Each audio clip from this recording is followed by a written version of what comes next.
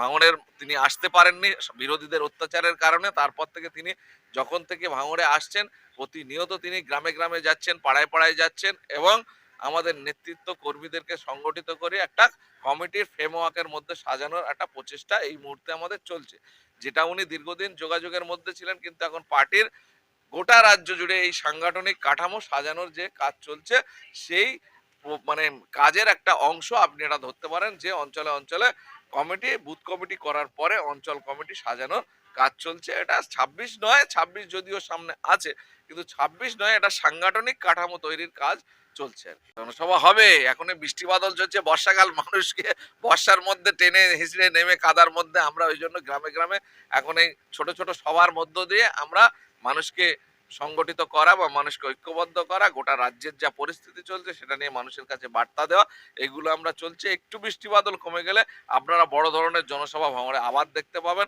ভাঙড় আইএসএফ এর পক্ষে যেভাবে জনসমর্থন আছে আমরা সেটা আবারও প্রকাশ্যে আনবো, একটু ধৈর্য ধরতে হবে। ওখানে আপনি খোঁজ নিলে দেখবেন 70 থেকে 80% মানুষ ওনার কাজে অসন্তুষ্ট। 21 সালের নির্বাচনের পরে প্রচুর লোকের ঘর বাড়ি ভাঙা হয়েছে, বাড়ি ছাড়া করা হয়েছে, বাচ্চারা শিশু কোলে নিয়ে তারা বাড়ি ছাড়া হয়ে গেছে, এখনো অনেকে এলাকাতে ঢুকতে পারেনি।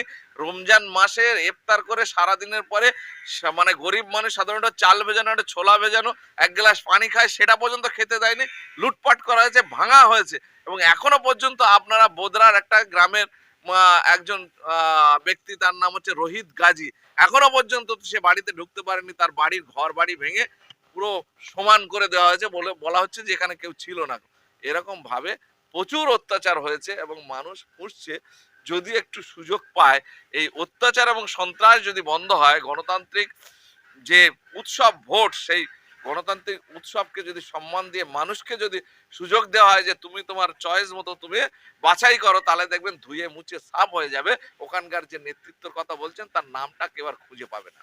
দেখেন, আমরা এখনো পর্যন্ত ওনার যে চিন্তা ভাবনা, যে আমি ধর্মীয় হিসাবে, ধর্মগুরু হিসাবে বা ধর্মীয় ব্যক্তিত্ব হিসাবে মানুষের কাছে ধর্মের শান্তির বার্তা যেভাবে পৌঁছে দিচ্ছি, এটার সঙ্গে আমি রাজনীতির এই মুহূর্তে জড়াবো না। সেই হিসেবে উনি আমাদের দল প্রতিষ্ঠা করার পরেও উনি আমাদের দলের নেতৃত্বদের উপরে দায়িত্ব কমিটি করে ছেড়ে দিয়ে উনি ওনার কাজ করে যাচ্ছিলেন। এখন সমাজের যে পরিস্থিতি চলছে, যেভাবে অন্ধকার আচ্ছন্ন হয়ে যাচ্ছে সমাজটা, যেভাবে লুটের রাজত্ব চলছে, যেভাবে সাধারণ মানুষ অসহায় অবস্থার মধ্যে পড়ছে, তিনি আবার চিন্তা ভাবনা করতে বাধ্য হচ্ছেন যে রাজনীতির ময়দানে যদি এসে লড়াই সংগ্রামে অংশগ্রহণ করে মানুষকে বাঁচানো যায়।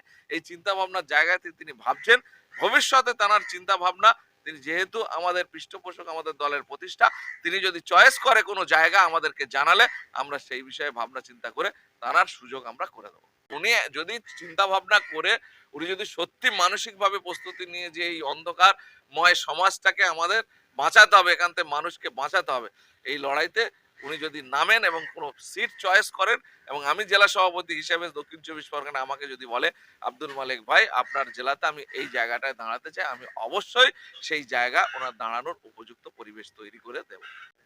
ধরে নিয়েছে, যেহেতু ওখানকার যিনি নেতা শওকত সাহেব প্রতিনিয়ত যেভাবে আব্বাস সিদ্দিকীর বিরুদ্ধে বিষোদগার করছে, যেভাবে আব্বাস সিদ্দিকীর ফ্যান ফলোয়ার ভালোবাসার মানুষদের উপর অত্যাচার করছে, এবং রিসেন্ট সেখানে একটা জলসা হওয়ার কথা ছিল, সেই জলসাকে যেভাবে অনৈতিকভাবে আটকেছে, সেই কারণে হয়তো সাধারণ মানুষ ভেবে নিচ্ছে এবং সাংবাদিকরা হয়তো মনে মনে ভাবছে যে যদি উনি দাঁড়ায় তাহলে হয়তো ওখানেই লড়তে পারে। ওখানকার যে ওনার ভালোবাসার মানুষগুলো আছে তারা এইটাতে দেখা যাচ্ছে প্রতিনিয়ত একটা গুঞ্জন ছড়াচ্ছে, এবং তারা আন্তরিকভাবে চাইছে যদি ভাইজান ওখানে দাঁড়ায় তারা অন্তত একটু স্বস্তির নিঃশ্বাস ফেলতে পারবে। এই কারণে হয়তো অনেকে বলছে, তিনি এখনো সেইভাবে কিছু জানায়নি।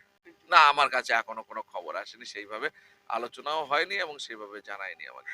আপনাদের বিধায়ক নওশাদ সিদ্দিকী নিশ্চয়ই এই প্রতিবেদন বা সংবাদ তিনি দেখেছেন, তার উক্তি কি, তিনি কি মনে করেন যে বড় ভাই? না, তানার উক্তি এখনো অফিসিয়ালি আমাদের তো আলোচনা হয়নি, তানার মনের ইচ্ছা প্রকাশ করেছে। যদি সেরকম পরিস্থিতি হয়, এখন তো লম্বা টাইম আছে, উনি বললে আমরা সেইভাবে ভাবনা চিন্তা করব। এখন যেহেতু সোশ্যাল মিডিয়ায় অনেকে জানতে চেয়েছে, তার মনের অভিব্যক্তি প্রকাশ করেছে, এটা সাংগঠনিক ভাবে বা অফিসিয়ালি কোনো এইভাবে উনি এখনো আমাদেরকে ইনফর্ম করেনি, যার কারণে ওটা নিয়ে আমরা এখনো ভাবিনি। হ্যাঁ, এটা উনি ঘোষণা করেছেন এবং নওশাদ ভাই এটা আমাদের ২১-এর মঞ্চে তার ভয়েস বক্তৃতার মধ্য দিয়ে জানিয়েছেন যে দুই ভাই ২৬-এর মানে যে প্রতিষ্ঠা দিবস হবে কলকাতার বুকে, দুই ভাই একসঙ্গে এক মঞ্চে থাকবো, এটা অলরেডি ঘোষণা হয়ে গেছে। সেই ক্ষেত্রে আমরা আশা করব যে তারা দুই ভাই আমাদের দলের সর্বোচ্চ নেতৃত্ব হিসেবে এবং দলের প্রতিষ্ঠাতা হিসেবে তারা ব্রিগেডের হোক আর শহীদ মিনার হোক যে কোনো জায়গায় আমাদের সঙ্গে থাকবে, এটা অলরেডি ঘোষণা হয়ে গেছে। কিন্তু বাকি বিষয়গুলো এখনো অফিসিয়ালি সেইভাবে কিন্তু আমাদের সামনে আসেনি। যেখানে যে আছে লুটে পুটে যতটা খাওয়া যায় সেই চেষ্টা এরা করছে। আমরা খবর পেয়েছি, আমরা কালকে ভগবানপুর অঞ্চলে আমাদের সম্মেলন ছিল, সেখানে গিয়ে যা জানতে পারলাম এই পাইপ কোনো এক মেম্বারের বাড়িতে ছিল, সেই মেম্বারের বাড়ি থেকে সেই পাইপ নিয়ে গাড়ি ভর্তি করে পাথরঘাটার কোনো কনস্ট্রাকশনে বিক্রি করার জন্য নিয়ে যাচ্ছিল।